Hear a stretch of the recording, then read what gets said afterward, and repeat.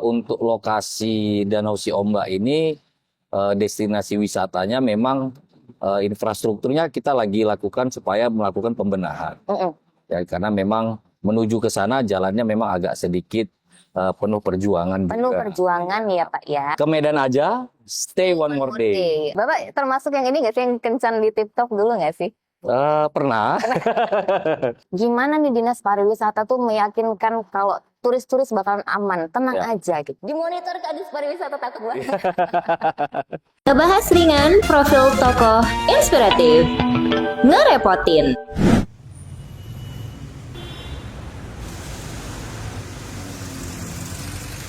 Buat teman-teman yang di luar kota Medan, kira-kira kalau kalian ke Medan tuh pengennya kemana sih? Apa sih destinasi wisata yang paling pertama kalian datengin kalau ke Medan? Nah, hari ini kita mau ngobrolin tentang pariwisata di kota Medan langsung dengan yang punya otorita nih.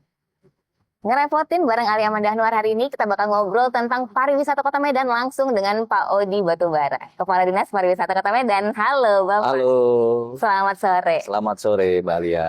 Bapak apa kabarnya? Alhamdulillah sehat. Alhamdulillah Iya. sehat. Bapak ini langsung aja ya Pak ya. Kita lagi di Chong Afi hari ini ya Pak ya. Iya, benar. Salah satu destinasi wisata di Kota Medan. Iya, Wisata heritage. Benar, heritage. Pak ya? Benar. Ini pertanyaan pertama nih buat Bapak nih. Misalnya nih, kita punya teman yang pengen datang ke Medan. Iya. Kira-kira Bapak bakal rekomendasiin dia datang kemana pertama kalinya gitu Pak? Ya, kalau datang ke Medan mungkin bisa mengunjungi Kesawan yang paling utama kali ya. Pertama-tama begitu nyampe Medan langsung goes to Ya, Kesawan. Kesawan. Karena ada banyak pilihan. Ada makanan, ada heritage, ada tempat spot foto, Mm-mm. ada Warren Huis yang mungkin bisa dikunjungi yang baru diselesaikan oleh Pak Wali Kota sebelumnya. Nah, itu juga mungkin salah satu destinasi yang mungkin kita bisa lihat bagaimana Kota Medan di awal dulu. Oke, Ya. jadi kalau sekarang jalan-jalan di Kesawan tuh udah santai banget ya Pak ya? Kayaknya udah banyak berubah ya dari Kesawan yang dulu ya. Oh, udah jauh. Ya, artinya dulu pedestriannya mungkin terlalu kecil, sekarang pedestrian lumayan lebar dan orang-orang juga lebih senang duduk-duduk di sini. Yes, Ya. benar. Pak, tapi Bapak tadi bilangnya Kesawan ya? Iya. Jadi apakah Kesawan ini, apakah sih?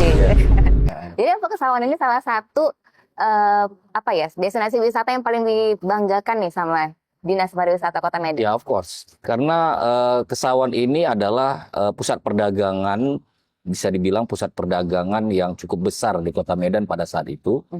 Sehingga titik nol Kota Medan juga berada di dekat Kesawan ini. Mungkin tidak berjauhan dengan Lapangan Merdeka di depan yes. kantor pos Di kita. kantor pos Iya. Pak ya. Iya. Jadi memang ini nilai historikalnya tuh tinggi banget dan Benar. memang nggak jauh juga dari titik nol Kota Iya. Medan. Ya, Pak ya. Ya, di sini artinya banyak muda-mudi juga yang banyak nongkrong sekarang di sini karena memang daya tarik dari kawasan ini juga sudah cukup menarik. Karena juga dari perubahan-perubahan dari awal sudah banyak untuk bagaimana Kesawan ini menjadi suatu cerita. Oke. Iya. Jadi kalau di sini Bapak kalau ke Kesawan, Bapak sering nongkrong di sini juga nggak sih? Ya sering, apalagi di sini ada restoran yang cukup lama, Legend banget. legend banget. Yes. Ya, Ada tip top di sini. ada tip top restoran. Bapak termasuk yang ini nggak sih, yang kencan di TikTok dulu nggak sih? Pernah, pernah. Itu kan kayak apa ya, dari generasi ke generasi ya, Ya, Pak ya? karena dia juga menggunakan masih kayu bakar ya. Ah. Untuk memasaknya itu Ya. menggunakan kayu bakar. Jadi otentik rasa yang jadul itu masih ada di TikTok. Jadi pas datang pas kencan dulu, pas sekarang datang rasanya masih sama. Bring back the memories Iya, ya Pak ya. Iya, Pas kencan apalagi pertama kuenya kali. ya. Kuenya, cake-nya itu memang Kayak sangat jadul ya Pak ya. cake jadul. Nggak berubah rasanya. Tidak berubah. Ya kan? Iya, Pak, tapi kalau jalan-jalan di Kota Medan ini, iya. ada nggak sih yang nggak tahu Pak Odi itu sebagai Kepala Dinas Pariwisata? Untuk tempat wisatanya, No, orang-orangnya ada yang nggak tahu nggak sih ya. sama Bapak gitu? Pas Bapak jalan tuh ya udah biasa aja gitu orang-orang gitu. Oh, pastilah. Kita juga bukan terkenal kali juga gitu ya. Jadi mungkin banyak yang belum tahu ya kalau Pak Odi ini adalah Kepala Dinas Pariwisata gitu. Ya, basically saya baru menjabat ini kurang lebih 10 bulan. Oh gitu, masih baru banget. Ya, tapi saya tetap gencar bagaimana Medan ini kita packaging. Karena isinya sudah baik, banyak program yang sudah dilaksanakan, yang sudah dibangun oleh Bapak Wali Kota sebelumnya, dan ini juga dikembangkan lagi dan diperkuat lagi oleh Bapak Wali Kota yang sekarang, Bapak Riko Triputra Bayuas. Ini bagaimana kita mempackaging yang sudah dibangun oleh Bapak Bobi Afif Nasution sebelumnya sebagai wali kota. Dilanjutkan. Dilanjutkan. Yes, Pak. Kalau kita cerita tadi program unggulan dari Dinas Pariwisata itu apa aja sih Pak? Boleh di-spill dong Pak ke kita. Kalau unggulan kita saat ini memang kita masih belum terpusat ya. Kita di sini ada kuliner, ada heritage, ada perdagangan juga, kemudian juga ada wisata religi juga, kayak ada Masjid Raya, ada Istana Maimun, ada Chong Afi yang sekarang kita duduk di sini. Nah, ini juga salah satu kawasan yang sangat menarik bagi wisatawan untuk melihat bagaimana sejarah dari Kota Medan ini. Chong Afi adalah salah satu mayor ataupun wali kota yang berasal dari suku Chinese ya, yang pernah bertempat tinggal di sini. Oke. Ya. Jadi memang kita pengen nilai-nilai sejarahnya itu lebih diangkat lagi dan jadi daya tarik buat wisatawan. Ya, kita juga nanti punya program-program lagi bagaimana orang datang itu jadi di satu tempat, satu kawasan. Kita sedang melakukan sudah disetujui oleh Bapak Wali Kota, Bapak Riko Triputra Bayuas, dan ini juga sudah saya usulkan sebelumnya pada saat Bapak Gubernur, Pak Bobi Afif Nasution menjabat sebagai Wali Kota Medan. Namanya adalah kawasan strategis pariwisata. Kawasan strategis. Ya, kawasan strategis pariwisata ini terdiri dari 5 kawasan, dan ini ditentukan dari destinasi kunjungan masyarakat yang datang. Jadi dia sudah ada duluan destinasinya, namun kita jadi packaging jadi satu kawasan. Itu boleh di-spill nggak Pak, di mana tuh Pak? Kalau KSP 1 ini ada Kesawan, kita sebut ini sebagai cerita Kesawan. Ada Lapangan Merdeka, Jalan Perintis Kemerdekaan, Jalan HM Yamin, ada Logedeli. Kemudian Petisah, nanti kita juga sedang mengcombine bagaimana supaya pihak swasta mau mendukung menjadi petisah kuliner. Petisah kuliner. Petisah kuliner, dan ini sudah kita jajaki ke beberapa bank yang mau berkolaborasi dengan kita. Ya, semoga ada jalan baik. Kemudian ada kebun bunga itu ya sport tourism. Sport tourism. Jadi yang di situ ada futsal, ada tenis, ada lari, ada climbing. Ada banyak beberapa olahraga lain yang bisa juga dikombin di sana. Dan ini baru banget ya Pak ya? Baru banget. Oke Pak, ada nggak sih programnya dari Dinas Pariwisata ini yang berkolaborasi sama masyarakat? Banyak ya, terutama kita kan menciptakan event-event yang berbau komunitas. Jadi kita ada kegiatan namanya Beranda Kreatif, ya itu kemarin biasanya kita laksanakan di kantor Wali Kota Medan. Namun di ujung waktu kemarin kita sudah mencoba merubah supaya tidak berasal hanya di depan kantor wali kota, tapi ini nanti kita buat di Kesawan, kita buat nanti di beberapa tempat yang mungkin untuk menarik wisatawan baru. Ada rencana di mana tuh Pak tempatnya? Selain di cerita Kesawan, nanti mungkin ada di daerah utara ataupun selatan, yang mungkin kondisinya yang memungkinkan masyarakat datang tidak terlalu rumit ataupun tidak terlalu susah gitu. Aksesnya gampang dijangkau dari ya, yang berdekatan dengan destinasi juga. Itu rencana target kita. Oke. Ya. Jadi itu memang melibatkan masyarakat juga dan komunitas. Iya. Pak, tapi kalau kita cerita misalnya nih ada warga nih, kita pengen ngasih kritik dan saran nih buat Dinas Pariwisata gitu. Iya. Kita ada bisa dari mana tuh Pak? Kita ada media sosial ya yang aktif. Ini juga kita lagi merangkumkan ada satu aplikasi ya. Namun ini masih kami terus kembangkan. Begitu ini selesai nanti, mungkin masyarakat juga bisa melihat bagaimana pariwisata Kota Medan secara digital. Oh, jadi kita bisa akses secara aplikasi. Tapi ini memang lagi kita rampungkan. Karena berdekatan dengan KSP ini dulu kita selesaikan, ya kan? Ini menjadi terpusat, menjadi salah satu kawasan yang kita unggulkan, baru nanti aplikasinya kita munculkan. Nah, jadi mereka tahu tuh ini misalnya contoh Chong Afi ini ceritanya bagaimana, hotel yang terdekat bagaimana, makanan yang terdekat di mana. Nah, itu ada guide-nya jadinya di situ. Iya, jadi seperti guide. Pak, itu kalau Instagram Dinas Pariwisata di mana, Pak? Oh, itu di Dinas Pariwisata Kota Medan. Dinas Pariwisata Kota Medan. Dinas Pariwisata Kota Medan. Warga Medan, warga kerepotan, boleh banget di kepoin ya. Iya. Instagram. Ada Instagram, ada TikTok, ada Facebook, kita lengkap. Dan itu boleh banget kasih kritik dan saran tentang pariwisata Kota Medan. Sangat boleh. Dan kita selalu jawab. Dijawab. Iya. Itu yang penting. Iya. Saya coba nanti ya Pak ya. Iya, boleh. Boleh. Ini buat teman-teman juga yang pengen update ini berita seputar Kota Medan boleh banget juga datang ke sosial medianya Ngerepotin, ada di Instagram kita juga ada Pak, Ngerepotin ada ya? Medan. Kita juga Iya, ada iya. di Udah TikTok, tahu, kita udah tahu. juga ada di Facebook. Iya. Bapak ada follow? Monitor. Monitor. Iya. Di monitor Kadis Pariwisata takut banget. Nanti ini bakal muncul di balik sini ya Pak ya. Iya. Nih, nanti muncul nih Instagram kita masing-masing nih Pak. Semuanya Boleh. harus di follow ya kan, Ya. warga Medan, warga Kerepotan. Jadi Pak, kalau misalnya nih ada yang pengen bilang nih kan Pak, di Medan ini takut Pak jalan-jalan karena takut dicopet, nanti lagi foto-foto tuh takut banget di jambret gitu Ya. Pak. Terus kalau jalan-jalan malam takut banget kita ada begal-begal gitu. Ya. Itu gimana nih Dinas Pariwisata tuh meyakinkan kalau turis-turis bakalan aman, tenang Ya. aja gitu. Ya.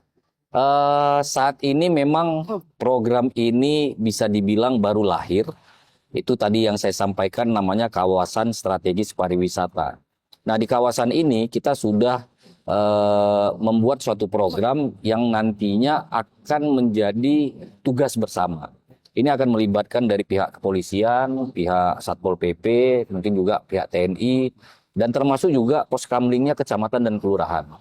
Oh, bukannya sekarang udah ada juga ya Pak ya? Ada, tapi mungkin satu sisi itu lebih banyak di daerah-daerah pemukiman masyarakat.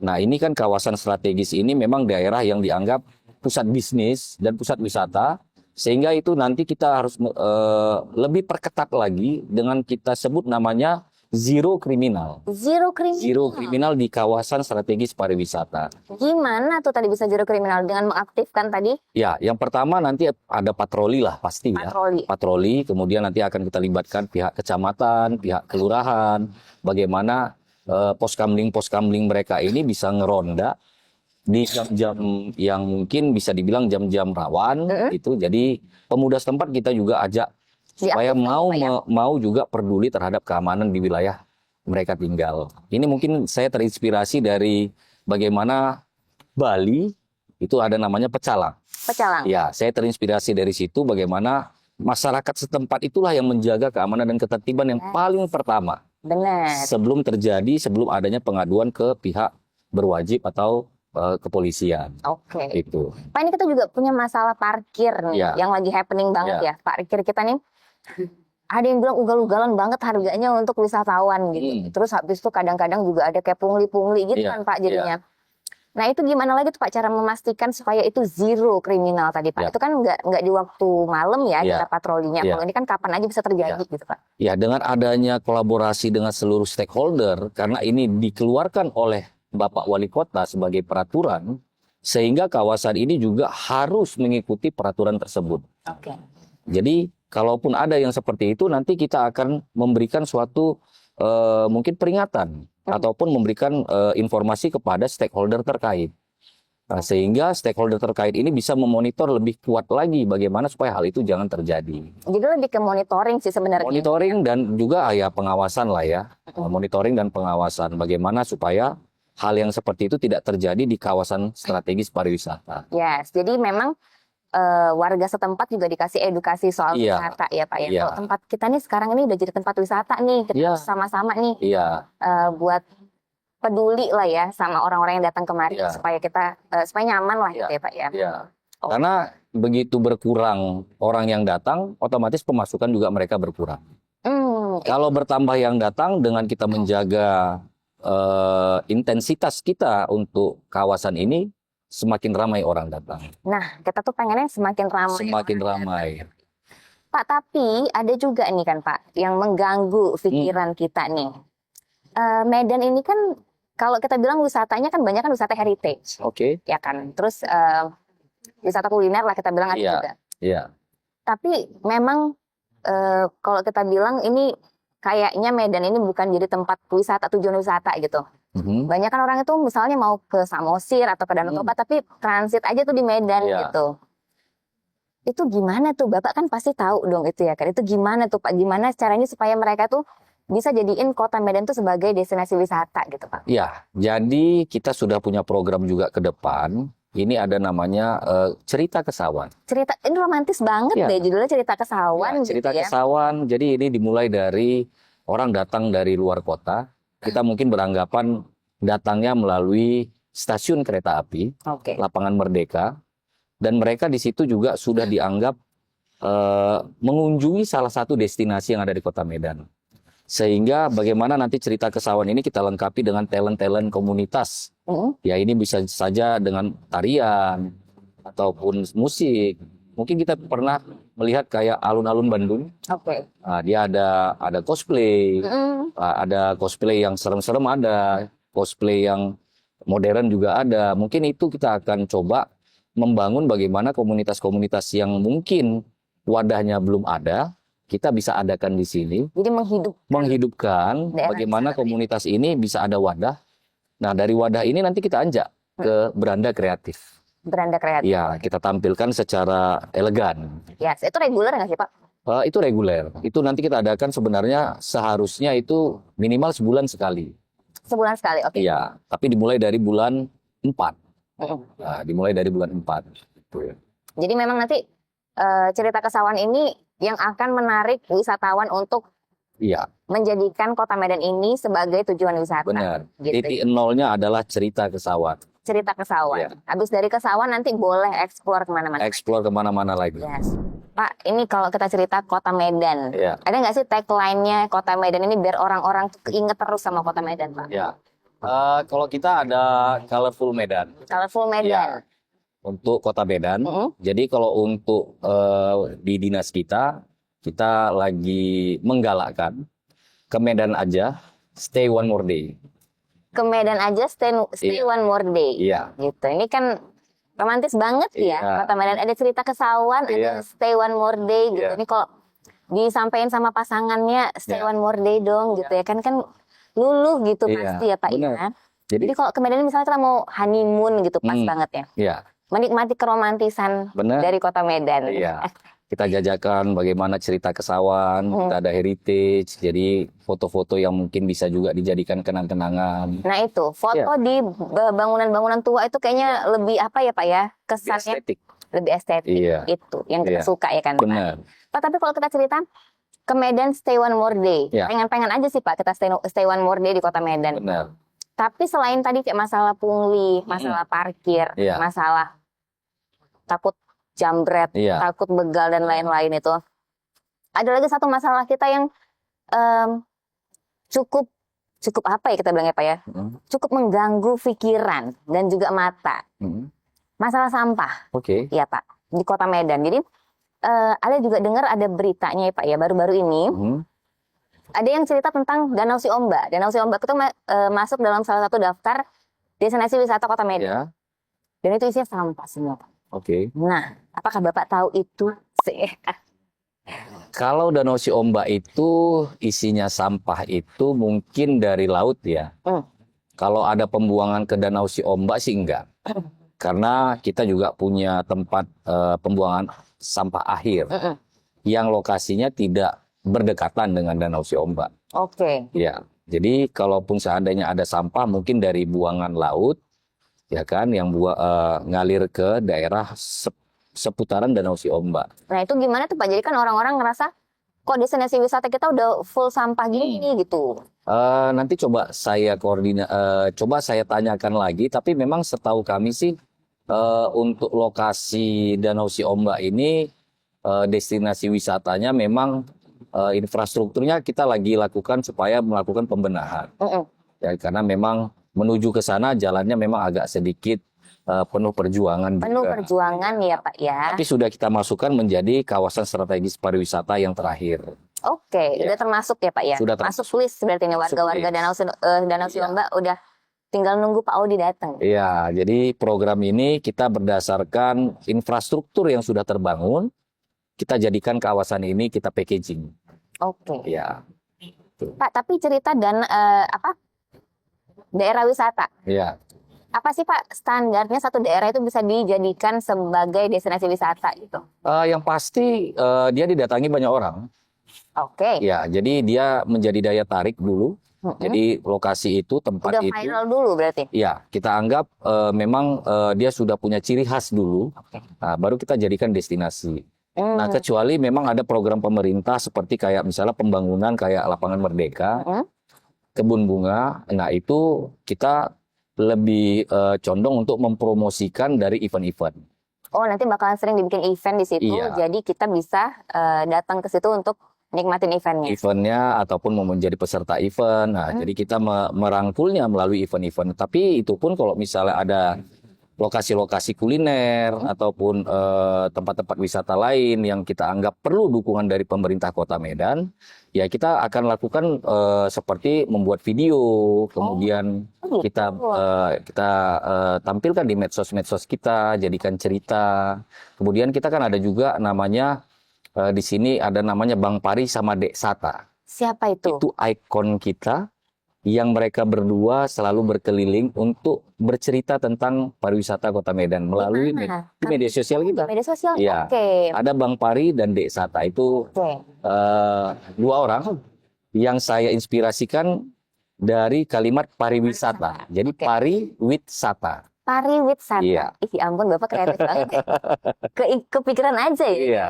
Jadi si Bener. Pari sama wisata sama si Sata ini Iya. dia keliling-keliling Kota Medan Iya. ngasih tahu kalian kalau mau ke Medan tuh ke sini nih Iya. gitu. Oh, Jadi kalau ada event-event dari kegiatan kita, biasanya kita munculkan dulu tuh si Pari sama si Satanya. ini mereka yang spill. Mereka yang spill.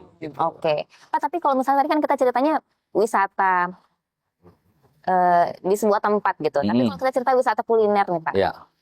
Misalnya nih, Ale tuh jualan lontong Medan. Dan Ale tuh pengen pas lontong Medan Ale pengen lontong Medan Ale tuh jadi destinasi kuliner di Kota Medan. Iya. Itu kira-kira bisa nggak, Pak? Bisa. Jadi selama ini kita juga ada melakukan pembinaan. Mereka mendaftar bisa. Oh, daftar bisa Ya, ya? menjadi binaan Ekraf kita. Mm-mm. Nah, tapi di UMKM juga dia masuk. Jadi ini sebenarnya Ekraf sama UMKM ini kembar. Kita kan ada dinas UMKM juga. Heeh. Nah, kita di pariwisata juga ada Ekraf. Ekraf itu ekonomi kreatif. Ekonomi kreatif. Jadi semua yang di mix sebenarnya yang tidak bersifat tradisional itu masuk ke kita. Oke. Nah, tapi kalau yang bersifat tradisional mungkin UMKM. Tapi UMKM itu ya general lah. Jadi kalau misalnya seperti itu mereka bisa kita daftarkan. Memang kita monitoring, kita daftarkan atau mereka mendaftar sendiri. Nah kemudian biasanya kita Daftar nih misalnya Ale ya. ke Ekraf gitu, Ya. Pak. ya Itu daftarnya lewat mana, Pak? kita ada online-nya. Ada online-nya melalui Google Form. Nah, itu kalau dia bertanya di medsos kita kirim untuk gitu. online. Oke. Nah, dan dia setiap bulan kita minta untuk melaporkan. Tapi ada standarnya nggak sih, Pak? Maksudnya usahanya harus otentik dari Medan, makanannya misalnya atau apa gitu, Pak? Oh enggak. Persyaratannya. Intinya UMKM ini yang berjualan di Medan. Yang berjualan Yang berjualan di Medan. Jadi walaupun dia karakternya dari daerah lain nggak ada masalah. Oh gitu. Ya tidak ada masalah. Yang penting satu sisi yang perlu kita tekankan ya bagaimana jualan dia juga menjadi daya tarik. Biasanya kita undang di event-event bazar. Kita letak itu di event-event bazar, mereka jualan, nah, kemudian ya kita bisa perkenalkan usaha mereka. Oke, jadi mungkin di event bazar itu semuanya bakal dimunculkan UMKM dan pelaku Ekraf tadi, ekonomi Iya, kreatif tadi benar, ya, di situ. benar. Oh berarti Alia kalau misalnya jualan lontong Alia nih, Iya, lontong Medan Alia Iya. bisa banget itu. punya kesempatan. Tapi karena Punya memang kesempatan. banyak, jadi kadang kita kurasi juga. Oh gitu. Iya. Pak, ada nggak sih, boleh di-spill nggak sih kira-kira kurasinya itu standarnya apa gitu biar bisa lolos kurasi gitu? Biasanya memang kita pasti memperhatikan tingkat kunjungan dia dulu. Oh gitu. Iya, tingkat kunjungan dia satu sisi walaupun dia tempatnya kecil, tapi mungkin sudah mulai banyak orang yang datang. Ya walaupun bukan sampai antri kali enggak, tapi biasanya udah banyak begitu. yang datang ya. Iya. Apa namanya? Habis itu nanti kalau misalnya kita udah daftar, nanti dari Dinas Pariwisata tuh bakal bantu untuk mempromosikan. Iya, bahkan pun kita menawarkan untuk mengurusi perizinannya, kemudian mengurusi hakinya. Oke. Nah, kita ada fasilitas juga untuk mereka mau mendaftarkan usahanya, mereknya secara resmi, yang disebut sekarang namanya haki. Haki. Iya. Oke. Jadi memang pemerintah mendukung banget ya Iya, untuk benar. para pelaku UMKM yang Benar. pengen usahanya itu jadi destinasi Benar. wisata di Kota Medan Iya. gitu ya kan. Ih, seru banget. Iya. Ini buat teman-teman ya, warga Medan, warga Kerepotan, nggak usah khawatir ya, Bapak. Kalau misalnya nanya ke Bapak ini pasti dijawab, Pasti dijawab. di Instagramnya Dinas Pariwisata Iya, Kota Kota Medan. Yes. Benar. Pak, ini kalau kita cerita Kota Medan ini kan wisatanya banyak banget ya. Kayak Bapak tadi bilang bakalan diintegrasikan di satu tempat gitu. Iya. Dan ini kayak tadi Bapak bilang programnya akan segera berjalan. Insya Allah. Sesegera apa sih Pak? Sesegera mungkin dan sudah dirapatkan oleh Pak Wali. Tadi juga sore baru selesai kita rapat bagaimana program 100 harinya Pak Wali ini bisa terlaksana dengan cepat. Oke, jadi Bapak pengen semuanya dikerjakan dengan cepat ya Pak? Ya, Satset. satset. Jadi bagaimana supaya kawasan ini cepat supaya saya juga bisa lakukan promosi ke daerah-daerah lain. Oke, dan bisa melanjutkan program-program yang lain lagi. Benar. Ya? Oke.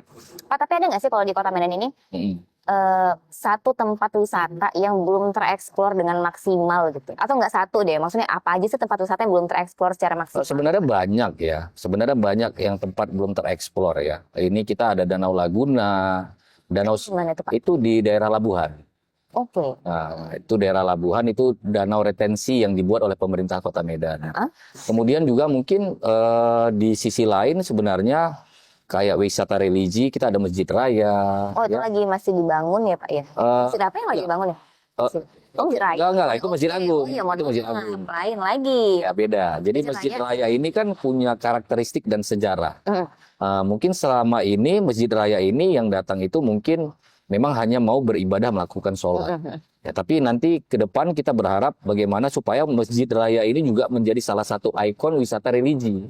Oke. Jadi siapa aja boleh datang sih Benar. sebenarnya gitu ya kan? Benar. Itu gimana Pak cara mewujudkan itu? Ya dengan kita mungkin lakukan storytelling, misalnya cerita kenapa ini ada Masjid Raya, Ada siapa turis saja, guide-nya lah ya nanti. siapa saja yang mungkin punya apa namanya, yang mungkin dari segi kepunyaannya siapa, kenapa terbangun, mungkin dari cerita-cerita sejarah yang mungkin bisa kita tonjolkan di Masjid Raya. Walaupun sekarang sudah ramai, tapi mungkin perlu lebih maksimal lagi kita promosikan tentang Masjid Raya. Jadi mereka juga nggak cuma sekedar datang tapi tahu ada nilai historinya di situ ya Pak. Benar. Pak, tapi kalau kita cerita wisatawan yang datang ke Medan gitu, mereka tuh bisa dapetin informasi tentang pariwisatanya di mana aja tuh selain di medsos di mana Pak? Kalau kadang-kadang kan kita lihat tuh mau ada di hotel tuh ada brosur tuh yang dibuat sama pemerintah mungkin kan di kota-kota lain. Nanti kalau ke Medan tuh destinasinya ini naik ini ke sini gitu. Kalau di Medan kita ada juga nggak sih Pak? Sementara ini memang masih kita lakukan program tersebut. Jadi sekarang ini memang kita lagi melakukan koordinasi kepada pihak hotel, menampilkan di TV-TV-nya. Ya, saya ada lihat kemarin di Surabaya. Jadi penampilan wisata-wisata yang mana aja di Kota Medan yang bisa dikunjungi. Jadi nanti kita sedang bekerja sama nih. Pak, Bapak suka nongkrong di mana sih sebagai Kepala Dinas Pariwisata? Bapak tuh kalau nongkrong atau berwisata di Kota Medan tuh seringnya di mana sih? Kalau saya nongkrongnya lebih seneng di warkop sih ya. Di warkop. Warung Banyak kopi banget gitu ya. sekarang warkop di Medan tiba-tiba. Iya. Agem everywhere. Everywhere. Iya kan? Iya. Itu gimana tuh menurut Bapak tuh? Ya so far sih nggak ada masalah ya. Itu semakin menumbuhkan usaha-usaha yang mungkin tidak mahal, terjangkau, ya. Ya mungkin itu juga pilihan masyarakat yang mungkin tidak terlalu jelimet, ya pesannya. Mungkin rasanya juga oke lah, Oke lah ya Pak. enak, murah, ya sesuai dengan rasanya. Sesuai dengan rasa. Dan itu tidak kalah dengan apa namanya ya, dengan jualan-jualan yang lain. Yes. Jadi kalau orang ke Medan tuh kadang-kadang bingung mau ngapain, Agem to the rescue, ya kan? Ya sekarang di mana-mana. Di mana-mana. Agam. Bapak idolanya Agem yang mana?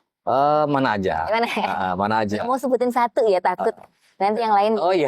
cemburuan sosial gitu ya. Iya, enggak sih. Yang intinya warkop itu identik hampir sama. Cara masaknya hampir sama semua. Jadi semuanya enak. Semuanya enak ya. Ini Bapak aman banget nih jawabannya semuanya. Tapi pertanyaan Ale yang terakhir ini buat Bapak sebagai Kepala Dinas Pariwisata Kota Medan. Kita ngeliat banyak banget potensi wisata di Kota Medan gitu. Apa sih harapannya Bapak untuk Kota Medan ke depannya? Ya otomatis harapan kita itu bagaimana seluruh masyarakat Kota Medan menikmati Kota Medan. Dan yang paling penting bagaimana wisatawan dari luar bisa tahu tentang Kota Medan. Dan kita bisa menjalin hubungan silaturahmi, dan kita juga bisa bernostalgia, dan kita bisa juga mempunyai kenangan yang baik di Kota Medan. Pada intinya adalah bagaimana Medan ini menjadi salah satu kota yang sangat diinginkan orang untuk datang. Ini harapan kita semua juga ya Pak ya. Iya. Satu lagi dong Pak, Bapak kasih pesan buat warga Medan, warga kerepotan supaya menjaga kota ini gimana sih caranya versi Pak Odi? Ya, kalau saya sih sebenarnya bagaimana kota Medan ini bisa kita jaga dengan kultur kita, dengan budaya kita. Kemudian bagaimana saling menghormati, bertoleransi, dan juga bagaimana kita selalu ramah terhadap orang lain. Itu yang paling penting. Ramah, kemudian bertoleransi, kemudian juga saling melindungi satu sama lain. Ya. Itu yang paling penting. Karena kita warga Medan soft spoken semua Iya. ya Pak ya. Ya, walaupun kelihatan kasar ya, Yes. tapi sebenarnya hatinya lembut kan orang Medan. Hello Kitty, Bang. Iya. Kita sebenarnya Benar. Pak ya gitu. Iya. Jadi dengan kelembutan kita dan keramat tamahan itu kita pengennya orang-orang nyaman. Ada Iya, gitu ya, Pak. benar. Kita kelihatan keras, tapi sebenarnya hati kita lembut kan? Itu. Iya. Tampaknya udah lah ya casingnya kayak gitu Iya, ya, kalau Pak ya. ngising peta boleh. Tapi hatinya oval. Oval. Iya. Bentuknya oval, ada heart juga. Iya. Bapak, kita pengen banget ini Medan jadi salah satu destinasi wisata. Jadi Iya. pilihan orang lain untuk berlibur ke sini. Iya. Itu juga harapan kita. Ini semoga semua rencana yang Bapak bikin berjalan dengan lancar. Amin. Terima kasih banyak Bapak Terima kasih, udah ngasih Alia. banyak banget informasi tentang pariwisata di Kota Medan. Jadi kita nggak worry lagi untuk berwisata di Kota Medan. Ya, harus. Harus. Baik turis lokal maupun turis dari internasional. Iya. Turis luar juga silakan datang kemari. Iya. Ke Medan aja, stay one more day. Ke Medan aja, stay one more day. Kita bilang ke situ dong Pak. Oke? Yuk satu lagi Pak. Ya. Gimana Pak? Ke Medan aja, stay one more day. Oke. Bapak terima kasih Ya, banyak waktunya. sama-sama. Sehat selalu buat Bapak ya. Ya. Dan buat tim Bapak, semoga semua programnya berjalan lancar dan Amin.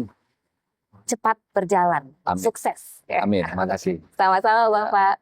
Warga Medan, warga kerepotan, kalian udah tahu kan kalau ke Medan ini banyak banget ya destinasi wisata yang bisa jadi pilihan. Dan kalau bingung, kalian tadi bisa cek di sosial medianya Dinas Pariwisata Kota Medan.